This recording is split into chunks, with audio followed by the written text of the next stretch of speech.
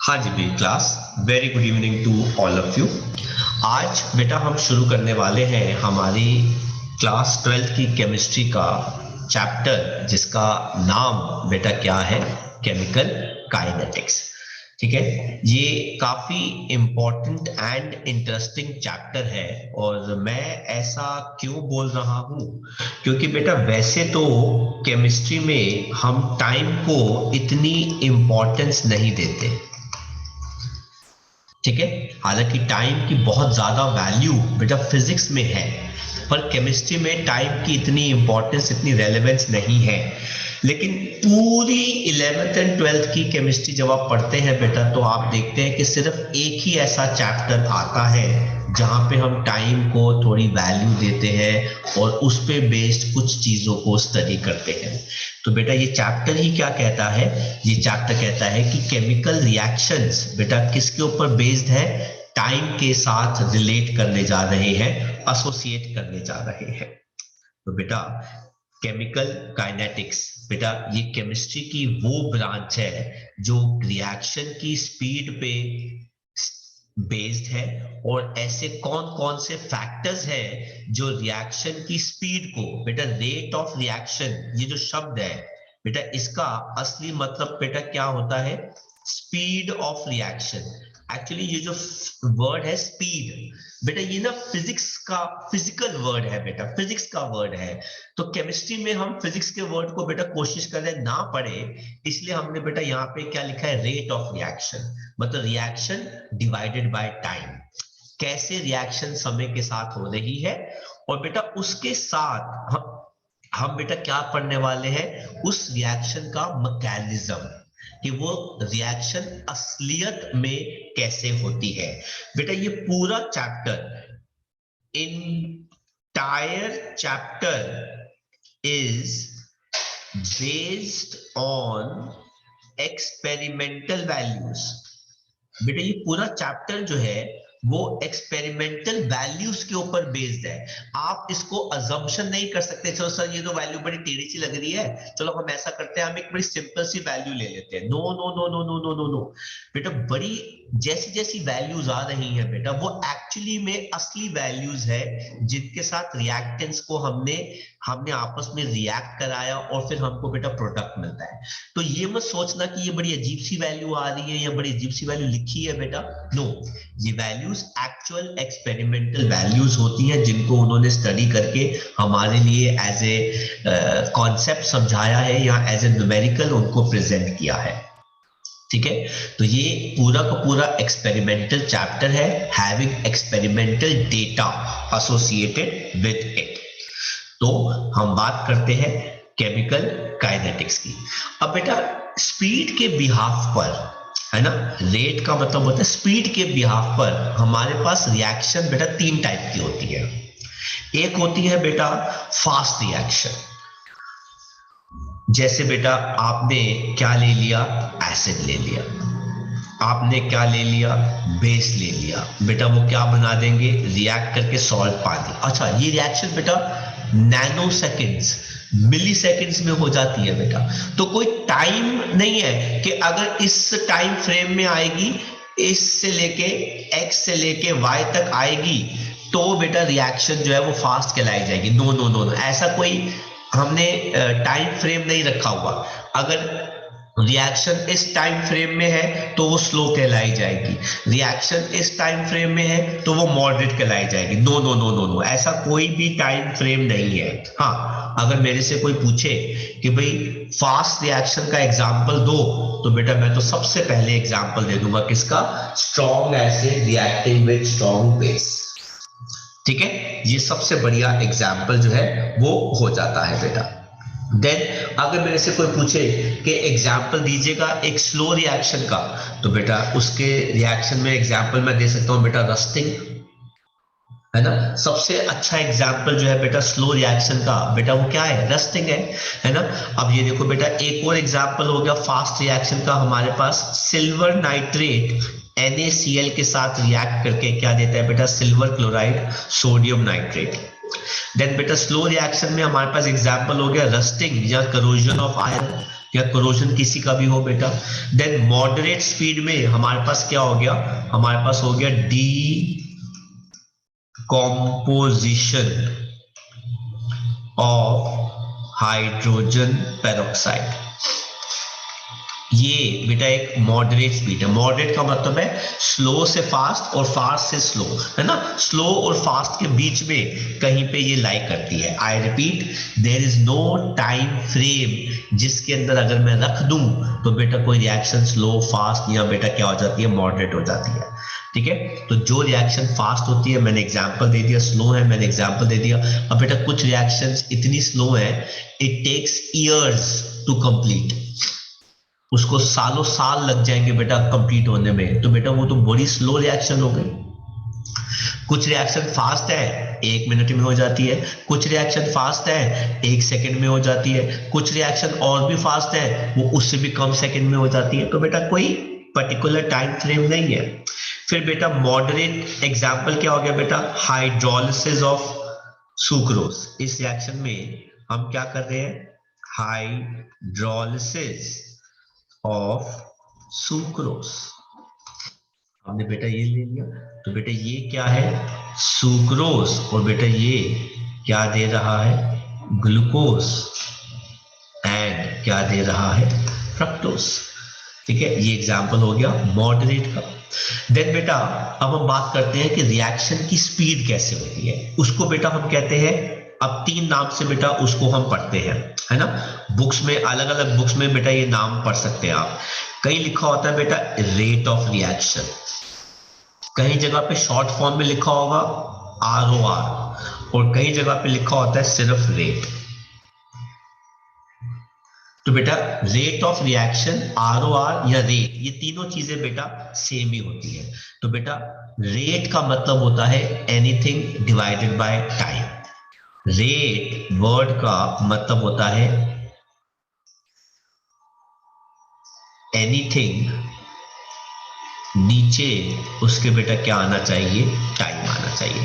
तो बेटा इसकी डेफिनेशन देखो बेटा रेट ऑफ रिएक्शन की, कहते हैं जब कोई रिएक्शन होती है तो उसकी मोलर कॉन्सेंट्रेशन रिएक्टेंट की या प्रोडक्ट की बदलती है समय के साथ, उसे कहते हैं rate of reaction. I repeat, समय के साथ जब रिएक्टेंट की मोलर कॉन्सेंट्रेशन बदलती है या फिर प्रोडक्ट की मोलर कॉन्सेंट्रेशन बदलती है, बेटा आपको दोनों में से किसी एक के बारे में बात करनी होगी, या तो रिएक्टेंट के बारे में बात करो या प्रोडक्ट के बारे में बात करो। इस डेफिनेशन में उन्होंने दोनों के बारे में बता रखा है, लेकिन एक टाइम पर हम एक ही चीज के बारे में बात कर सकते हैं। समय के साथ रिएक्टेंट कितना कम हो रहा है उसे कहते हैं बेटा रेट ऑफ रिएक्शन रिएक्टेंट्स के लिए। एंड समय के साथ प्रोडक्ट की कॉन्सेंट्रेशन कितनी बढ़ रही है उसे कहते हैं बेटा रेट ऑफ रिएक्शन प्रोडक्ट के लिए। क्योंकि बेटा जब कोई रिएक्शन होती है तो बेटा अपने आप रिएक्टेंट धीरे धीरे कम होने लगता है, प्रोडक्ट धीरे धीरे बढ़ने लगता है। इसलिए हमने बेटा यहाँ पे शब्द का इस्तेमाल क्या किया है, चेंज।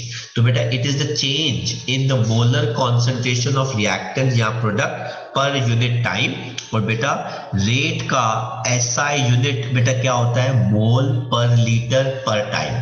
इसको आप ऐसे भी लिखते हो कैपिटल M पर टाइम। और बेटा टाइम जब मैं लिख रहा हूं तो बेटा ये सेकंड्स भी हो सकता है, ये मिनट भी हो सकता है, ये आवर भी हो सकता है, ये डे भी हो सकता है, ये ईयर भी हो सकता है। तो टाइम कुछ भी हो सकता है बेटा, क्योंकि कुछ रिएक्शंस जल्दी हो जाती है, कुछ रिएक्शंस टाइम ज्यादा लेती है। इसी डेफिनेशन को बेटा एक्सप्रेस करने का एक और तरीका क्या होता है बेटा, ये देखो ROR। अब ये काफी इंपॉर्टेंट तरीका है बेटा, क्योंकि ये बार बार इस्तेमाल होगा। तो ROR बेटा आप कैसे लिखते हैं, change in the molar concentration upon time. ठीक है, तो बेटा चेंज को हम कैसे एक्सप्रेस करते हैं बेटा, डेल्टा से, है ना। चेंज को हम बेटा कैसे एक्सप्रेस करते हैं बेटा, डेल्टा से, डेल्टा, है ना। चेंज हम किसकी बात कर रहे हैं बेटा, कॉन्सेंट्रेशन की, अपॉन चेंज इन टाइम। बेटा इस चैप्टर में स्क्वायर ब्रैकेट का मतलब बेटा क्या है, कॉन्सेंट्रेशन। और बेटा कॉन्सेंट्रेशन का चेंज कैसे निकालते हैं, बेटा चेंज निकालते हैं फाइनल माइनस इनिशियल, है ना। तो देखो बेटा डेल्टा क्या हो गया, फाइनल माइनस इनिशियल, और डेल्टा टी भी क्या हो गया बेटा, final time minus initial time. Change is always final minus initial. किसी बच्चे का कोई सवाल जवाब हो तो बेटा वो पूछ सकते हैं, किसी ने कुछ कॉपी करना हो तो वो कॉपी कर सकते हैं, फिर हम आगे बढ़ेंगे।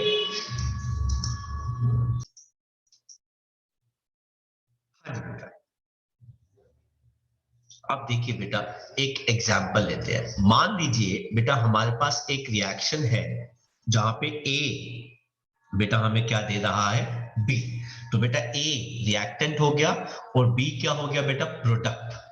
तो बेटा rate of reaction with respect to A, मतलब ए के रिस्पेक्टिव अगर आप बात कर रहे हैं तो बेटा ए रिएक्टेंट है, तो बेटा ये क्या आ जाएगा, ये देखो बेटा डिक्रीज। इस शब्द का बेटा मतलब क्या हो गया बेटा, decrease in the concentration of A upon change in time. अब बेटा डिक्रीज का की वजह से बेटा यहां पर नेगेटिव साइन जो है बेटा वो आ जाता है। सर नेगेटिव साइन क्यों आ जाता है, अब मेरी बात को बेटा ध्यान से देखना। लेट्स सपोज ए हमको बेटा क्या दे रहा है, बी। अच्छा जब रिएक्शन शुरू हुई तो बेटा ए की वैल्यू 10 थी और बी की वैल्यू क्या थी बेटा, 0। फिर बेटा 2 सेकंड के बाद, 2 सेकंड के बाद या लेट्स सपोज 1 सेकंड के बाद ए कितना रह गया बेटा, 6। तो बेटा ये कितना हो गया, 4। फिर बेटा एक और सेकंड के बाद, मतलब 2 सेकंड के बाद ये कितना रह गया बेटा, 2। तो बेटा ये कितना हो जाएगा, 8। फिर एक और सेकंड के बाद जो हो गया हमारा थर्ड सेकंड, ये कितना आ गया, 0। तो बेटा ये कितना आ गया, 10। अब किसी बच्चे ने मेरे से पूछा कि सर बताओ रिएक्शन की स्पीड इस ड्यूरेशन में कितनी थी ए के लिए। तो बेटा मैं रेट ऑफ रिएक्शन निकालूंगा विद रिस्पेक्ट टू ए। कैसे निकालूंगा बेटा, change in the molar concentration of A upon change in time. अच्छा अब ये क्या हो जाएगा बेटा, A final minus A initial upon time final minus time initial. अब बेटा इनिशियल टाइम तो बेटा ये हो गया, ये हो गया क्या, इनिशियल। और बेटा 2 सेकेंड्स बेटा क्या हो गया, फाइनल। तो बेटा ये आ जाएगा 2 माइनस 1। तो बेटा इस पे वैल्यू कितनी है, 2। और बेटा इनिशियल पे वैल्यू कितनी है ए की, 6। अब जरा ध्यान से देखना बेटा इस जगह पर। अब हुआ क्या, टाइम फाइनल माइनस इनिशियल तो वो इंक्रीज कर रहा है, तो ये तो पॉजिटिव आ गया। लेकिन बेटा यहां पर आ गई प्रॉब्लम, और यहां पर ये वैल्यू कितनी आ गई, -4।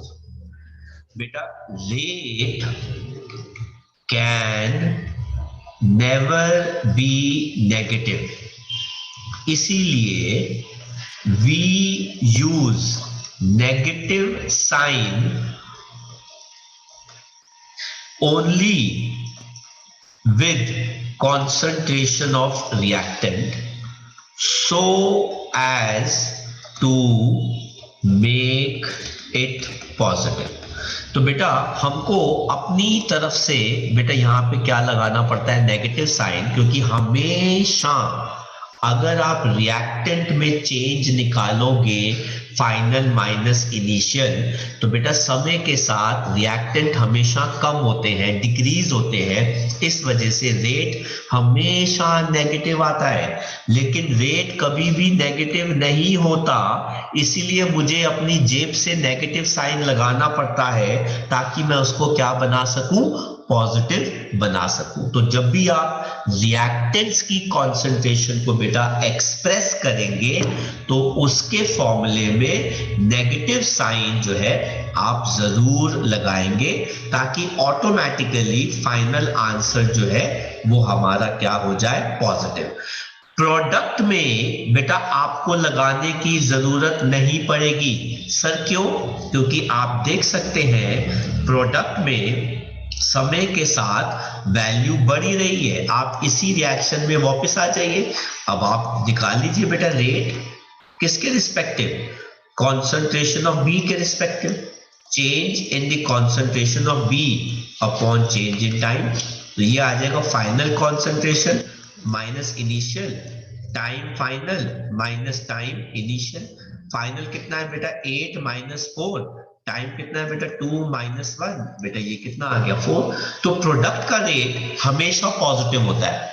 और बेटा ऐसे ही, क्योंकि बेटा प्रोडक्ट की कॉन्सेंट्रेशन समय के साथ बढ़ती है ना, प्रोडक्ट की कॉन्सेंट्रेशन समय के साथ बढ़ती है जब कोई रिएक्शन होती है ना।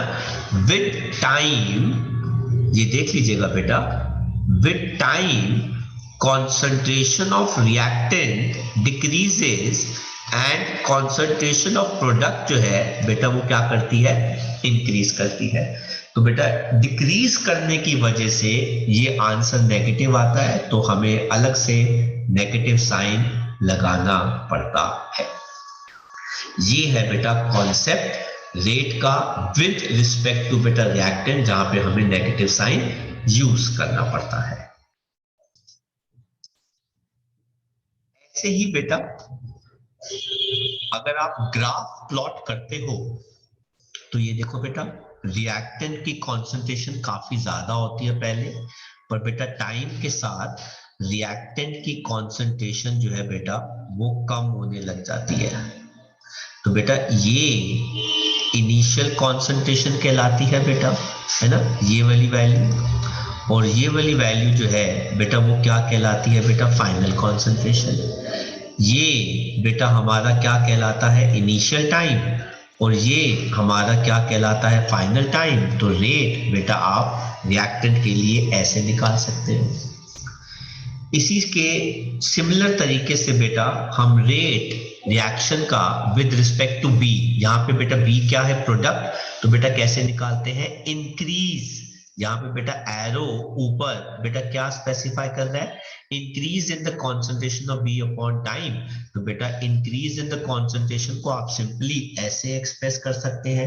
अब बेटा समय के साथ प्रोडक्ट जो है बेटा वो क्या करता है, इंक्रीज करता है। आप चेंज ऐसे निकालेंगे, ये हो गया बेटा इनिशियल कॉन्सेंट्रेशन, ये बेटा क्या हो गई फाइनल कॉन्सेंट्रेशन, ये हमारा क्या हो जाएगा बेटा इनिशियल टाइम, ये हमारा क्या हो जाएगा बेटा फाइनल टाइम।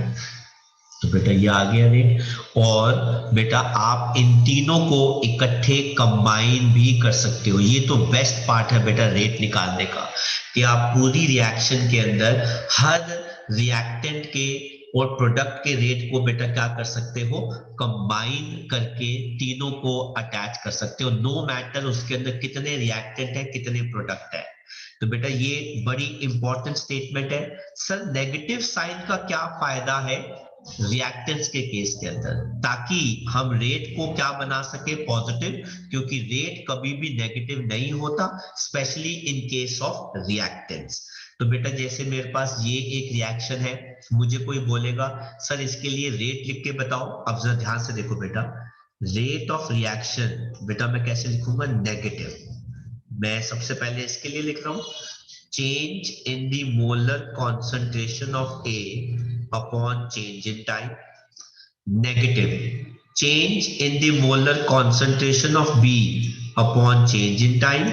और बेटा ये क्या आ जाएगा, अब ये प्रोडक्ट आ गया, तो बेटा ये क्या आ जाएगा 1/2 change in the molar concentration of C upon change in time. अब यहाँ पे एक और लर्निंग आ गई, वो लर्निंग क्या है कि अगर बेटा कोई स्टोइशियोमेट्रिक कोफिशिएंट है, आई रिपीट, अगर कोई स्टोइशियोमेट्रिक कोफिशिएंट है तो बेटा उसका रेसिप्रोकल हो जाता है। सर एक और एग्जांपल दीजिएगा। ये देखो बेटा एक्चुअल रिएक्शन ले लो, nitrogen gas combines with hydrogen gas to give us ammonia. सबसे पहले बेटा रिएक्शन को हम करेंगे बैलेंस, और इसके लिए अब रेट कैसे लिखेंगे, ये देखो बेटा rate is equal to negative change in the molar concentration of nitrogen upon change in time, negative 1/3 बेटा, क्योंकि यहाँ पे 3 है ना स्टोइचियोमेट्रिक coefficient, change in the molar concentration of hydrogen upon change in time, which is equivalent to positive 1/2 change in the molar concentration of ammonia upon change in time. तो बेटा this is how आप किसी भी particular reaction के लिए rate express कर सकते हैं, एक पर्टिकुलर रिएक्टेंट के लिए या प्रोडक्ट के लिए या पूरी रिएक्शन के लिए। और इसी रिएक्शन में आप बेटा क्या कर सकते हैं, बेस्ट पार्ट, इस रेट को इससे भी रिलेट कर सकते हैं, इसको आप इससे भी रिलेट कर सकते हो और इसको आप इससे भी रिलेट कर सकते हो। तो बेटा रेट को आप तीनों में से किसी के साथ रिलेट कर सकते हो। अच्छा, इसका एक और बेस्ट पार्ट क्या है बेटा कि नाइट्रोजन की कॉन्सेंट्रेशन को इससे भी रिलेट कर सकते हो, आप इसको इससे भी रिलेट कर सकते हो और इसको इससे भी रिलेट कर सकते हो। तो कोई भी रिएक्टेंट या प्रोडक्ट की कॉन्सेंट्रेशन को आप किसी के साथ भी एक दूसरे के साथ रिलेट करके क्वेश्चन जो है वो सॉल्व कर सकते हो। आपको बेटा जो जो कॉपी करना हो आप इसमें से कॉपी कर सकते हैं।